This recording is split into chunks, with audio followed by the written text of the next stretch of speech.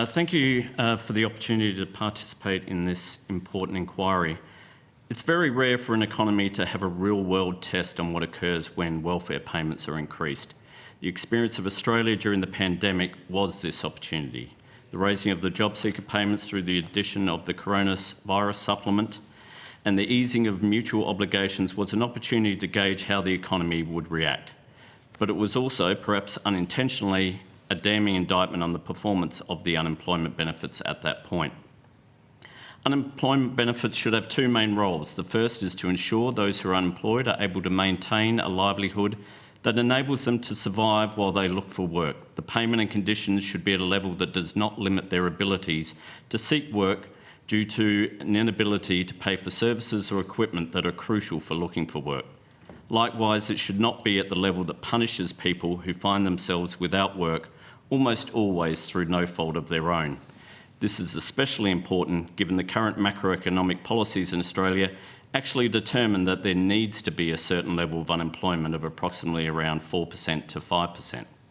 Secondly, unemployment benefits are designed to work as an automatic stabiliser, such that when an economy experiences a downturn, the level of household income does not crater, such that the conditions of that downturn are magnified and develop a cycle of lower incomes leading to greater unemployment, leading to lower incomes.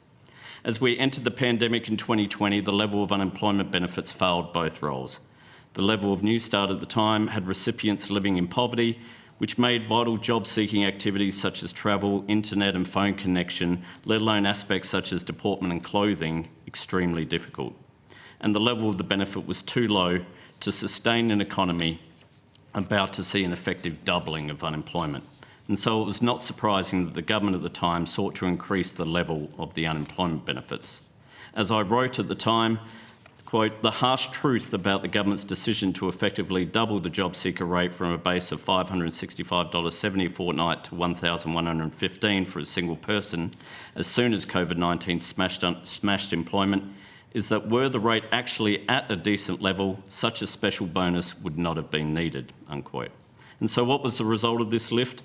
Well, my colleague at the Australia Institute, Matt Grudenoff, estimated that the supplement in an instant lifted almost 500,000 Australians out of poverty, including 75,000 children.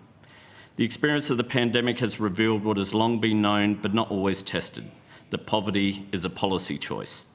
Unfortunately, since the end of the lockdowns and the removal of the supplements, we have seen a return to similar narratives that were dominant before 2020 that lead to policies that keep people in poverty. It is a narrative we have seen dominate discussion of the Stage 3 tax cuts, where nearly half of the benefit go to the top 4% of taxpayers. And just this past week, we have seen the attempt to limit the level at which superannuation balances can take advantage of generous tax breaks at $3 million being spun as an attack on middle Australia, despite affecting less than 0.5% of all superannuation holders.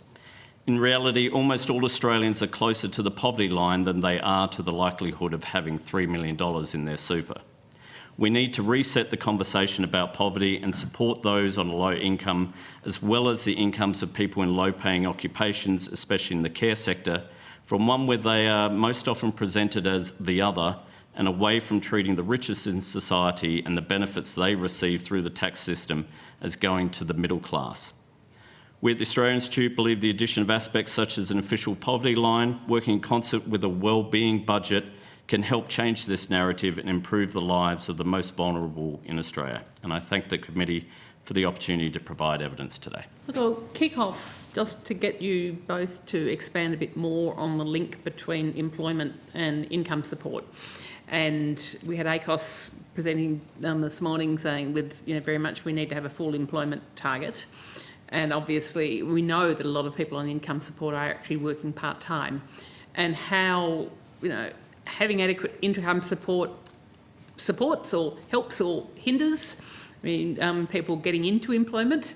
Obviously there are people who say that you can't have income support too high because it would disincentivise people from actually looking for work, versus what we know of people, the evidence when the COVID supplement of more people entering the workforce. So just wondering if you could both expand your thoughts on that link. Yep. Well, firstly, I'd say that I I feel that the debate around disincentives from a too higher income support are often more projected than actually based in evidence. Australia now, there are a number of ways in which you can measure it, but if you look at replacement income levels, Australia is about the second lowest in the OECD. We certainly don't have the second lowest unemployment rate. And in fact, if you compare replacement rates of income support with unemployment rate, there's across the OECD, there's basically no relationship. And if you kind of squint, there might even be a negative one, which is kind of counter to what we'd say. And what I would also say is that nothing that I've seen across sort of anyone even in giving evidence today, and certainly in what the Australia Institute has put forward when we're talking about increasing the level of support, is going anywhere near to something that would be a disincentive. For example, if we were to just go back to where we were during the pandemic, which essentially raised job seeker to the level of the poverty line, it strikes me as a rather bizarre argument that anyone would try to put forward that being on the poverty line is a desirable outcome that anyone who had a job would choose, to either go to, or if someone did not have a job would choose to stay rather than seeking more employment. I often feel there is a little bit of a weird sort of disconnect in the debates around disincentives and jobs, where we often hear, the best form of welfare is a job and the dignity of work and everything is praised. And there's this sense that, and certainly where the Australia Institute are very much in favour of employment growth and jobs, I work for the Centre for Future Work, not the Centre for Future Unemployment. But there's this sense that you often hear talk that, the benefits of work are so great, and they are, the ability to, if you're of a certain generation, be able to pursue home ownership and such forth. But then on the other side, there's almost this sense, we need to make unemployment so bad that people won't stay there. And I think if the benefits of work are so good, which I think they are, I think then what we should be thinking about with income support is not punishment or trying to incentivise how great work is, but actually to keep those people who happen to be unemployed in a comfortable standard of living. And by comfortable, I mean what Roger was talking about in terms of keeping out of poverty, enough to get by without, the vicissitudes of life basically knocking on their door all the time. Especially, as I stated in my opening statement, we essentially are assuming that we need 4% unemployment. If we start going lower, even where we are at the moment, we see the Reserve Bank starting to raise interest rates to stop inflation. Now, you may agree or disagree on whether that's good policy, but the reality is that is what the Reserve Bank is operating under. That's the assumptions it is operating under. And if that is the case, then we're essentially saying we need to have 500,000 people unemployed all the time. Now, if that is are we saying, yes, we need that for the good of the country, then certainly I would argue that we should at least not condemn those people to poverty while they're doing so. Also to reflect upon, whether there's the fact that we have got a situation of much more, casualised, insecure work, a lot of underemployment of people not being able to get the level of work that they want, but who are working, how that influences or should impact upon what the model of our income support looks like. Well, you're right. I mean, and to be honest, this even goes right to the crux of how we measure unemployment, which is I don't want to suggest that we use a dodgy measure of unemployment, but it's a measure of unemployment which, while universally accepted, is one that comes from an era where most people work full time. Well, is it dodgy? No, I don't think so. I'm very careful not to say it is dodgy, because people then go into conspiracy theories that the government is fiddling the figures or something, which they certainly are not. And I have faith in the Bureau of Statistics is doing an accurate job. It's just that we and it's certainly something I've been writing about and researching for a long time now, is that underemployment has become progressively more important in looking at the labour market and the tightness of the labour market than it certainly was when unemployment first began to be measured. You're right in that this also is a factor when it comes to unemployment benefits, because that interaction, the fall off from not working, the fall off from working to not working and going on unemployment benefits is a steep drop. And when you have insecure work, that limits your ability, one, to bargain for better outcomes, bargain for better, whether it be better wages or it be a longer contract or even to go to permanent work. And what we have certainly seen in our research is that the penalty of low unemployment benefits in a scenario where the labour market has a growing level of insecure labour, that actually keeps down conditions and wages growth, because what are you going to argue for? A wage growth or just another shift? And whereas if you're a permanent full-time, you have that safety and you have that belief that I can argue for a higher wage. You're going to think about something even as extreme in today's world as going on strike.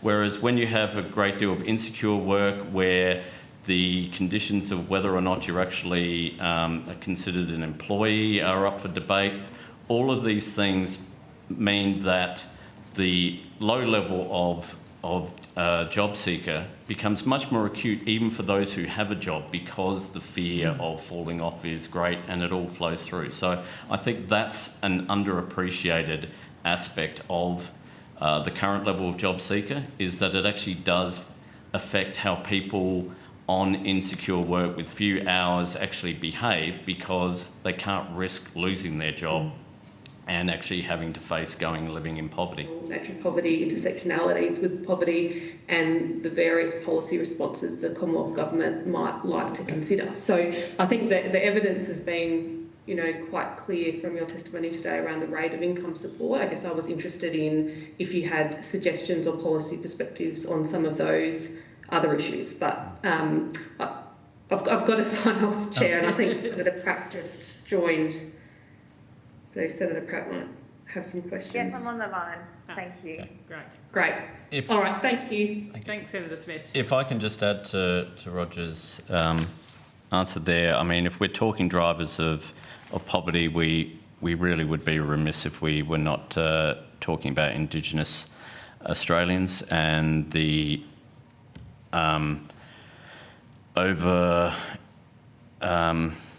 weighted amount of Indigenous Australians who live in poverty. We can track this even just in terms of the percentage of Indigenous Australians who are on job seeker.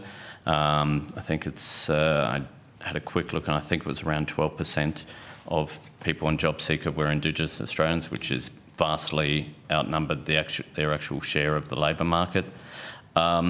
Also, I think we can sometimes get a bit too trapped into looking at income support and everything Roger and I have both been saying about, it's a policy choice. We can set payments at a certain level, but I think we need to, when we're looking at drivers, clearly one, and this is something Roger pointed to, was single parents, and we know that a vast majority of single parents are women, and we also know that women are lower paid than men, and that women are more likely to be in lower paid occupations, especially in caring sectors. And so if we're talking about alleviating poverty, it's not just lifting those out of poverty, it's also reducing the risk of those who perhaps are working from falling into poverty or just bumping along the line. And so in that regard, we can focus on aspects, especially with women's employment in areas like the care sector, where the government can actually have a significant role in the income of those workers, as opposed to industries that are overwhelmingly private sector. That's not something that occurs with the care sector.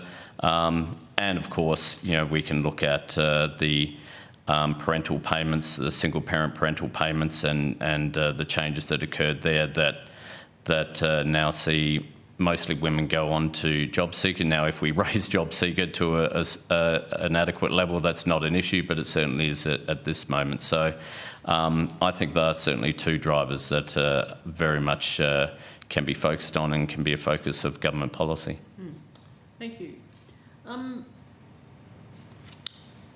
Mr. Jericho, I'm interested in your reflections on going back to raising the rate of income support, and essentially the response by government and the reluctance to do that is because of the cost of the budget.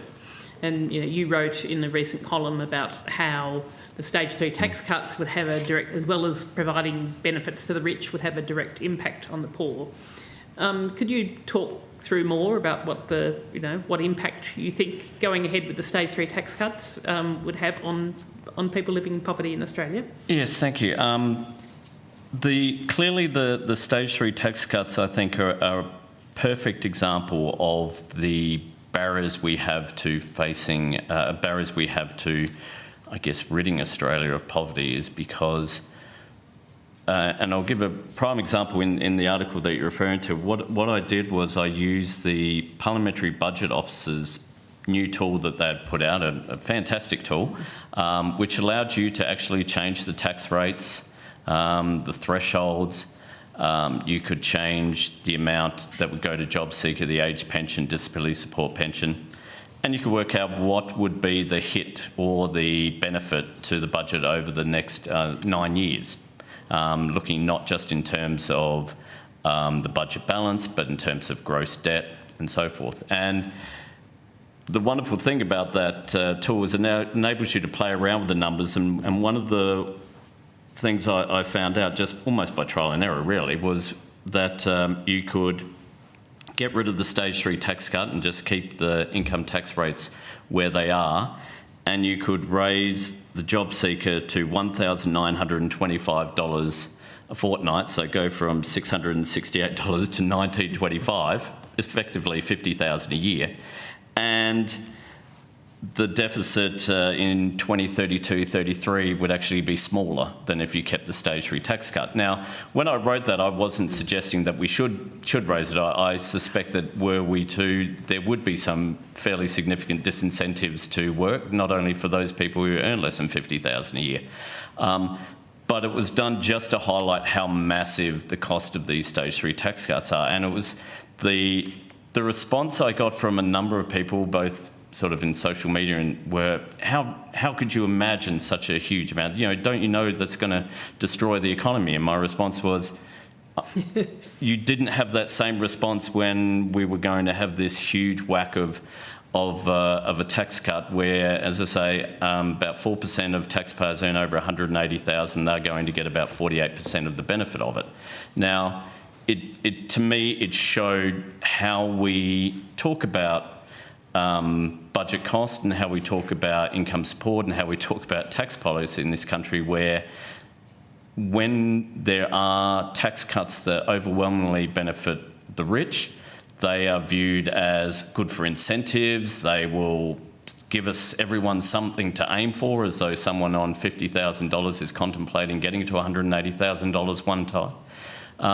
Whereas if we switch it and say, well, how about, and I even pointed out that so massive are the stage 3 tax cuts that you could raise the job seeker to around $1,250 a fortnight, which is around what ACOS is suggesting, I think pretty much in line with the Henderson poverty line.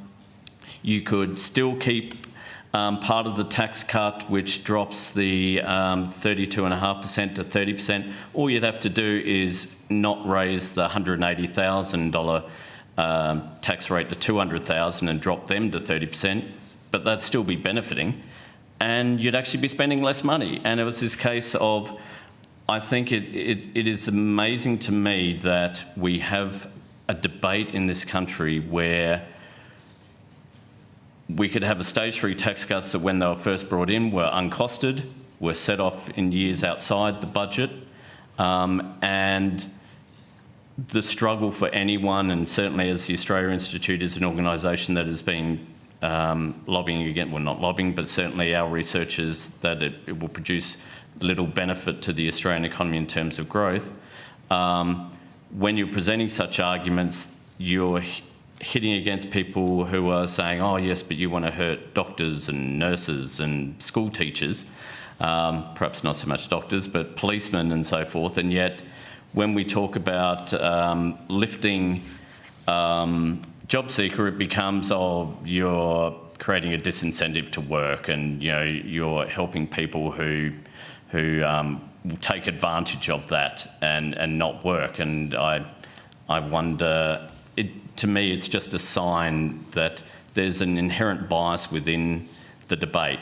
And given the stationery, whenever we're talking about costing of things, I have certainly been arguing that the stationery tax cuts are actually a once-in-a-generation opportunity in the fact that they have been budgeted. Those cuts are there in the budget, so the Parliamentary Budget Office, using that budget tool, comes out to around $300 billion over 9 years. So I sort of think of it, well, that means we could spend $300 billion over 9 years, whether that's through tax cuts or raising income benefits. It doesn't hurt the budget in any way. It won't reduce or increase government debt in any way.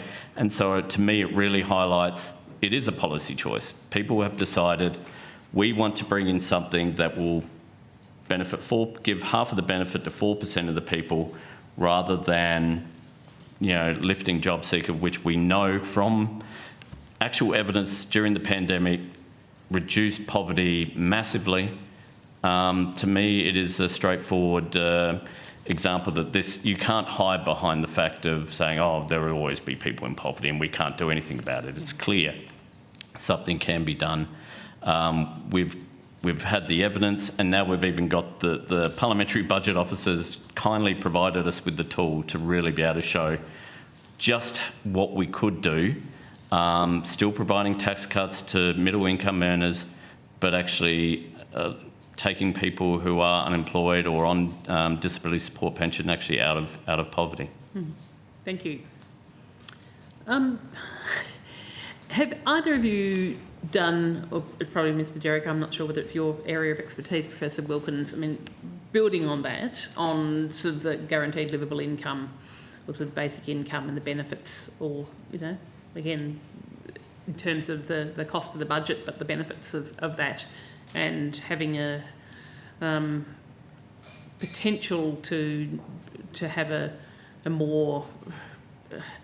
clearer, more straightforward system than the huge range of income support that we currently have. The Australian Institute, we haven't advocated a universal basic income, though we're not perhaps as willing as some other organisations are to dismiss it out of hand. One of the problems with the universal basic income is you need to define what you're talking about very quickly. If we're talking sort of a Milton Friedman negative income tax, I would be fairly averse to such a thing. I think one of the problems is it is often pitched as being a replacement for all government support, which I can see as being problematical. But there's been some work done by Tim Dunlop and others at ANU, have termed it more a livable support income rather than a universal basic income, and something that would work in addition to other payments. And again, I think it sort of goes to that dichotomy I was talking about, how people always praise how great work is and how it's so amazing, and yet as soon as you suggest something that would actually provide some level of support so that people don't fear going into poverty, everyone's like, oh, but no one will want to work. And I think, well, that's not the case. Maybe, as Roger was saying before, it might be the case that some jobs at the lower end of the scale, whose conditions are poor, whose tenure is weak and whose pay is dire, might have to look at themselves and go, actually, we need to pay people a bit more if they're going to encourage them to do it. So we don't really have a position on the universal basic income. I think it's certainly something that, given what we have seen over the last, especially 20 and 30 years of the increase in technology, has certainly destroyed some jobs and, as always happens, creates new ones. But it has also led to a concentration of national income in the hands of corporations. And so if that is a trajectory that is going to keep going, it might be something we need to investigate a bit more fully. But to be honest, I think it's, at this point, I would just, if we could just get JobSeeker and DSP and so forth to an actual livable rate outside of poverty, I'd take that as a huge win rather than saying, well, let's bypass that and go straight to a universal basic income.